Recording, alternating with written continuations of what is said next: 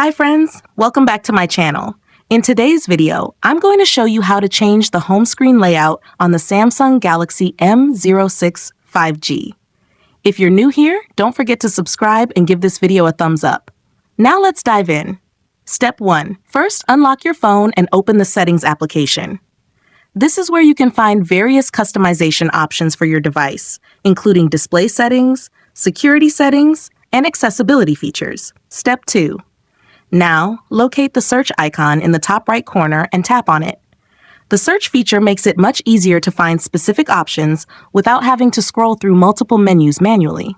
Step 3. In the search bar, type Home Screen Layout and wait for the results to appear. This will bring up relevant options related to your home screen settings. Step 4. After performing the search, find the Home Screen Layout option from the search results and tap on it.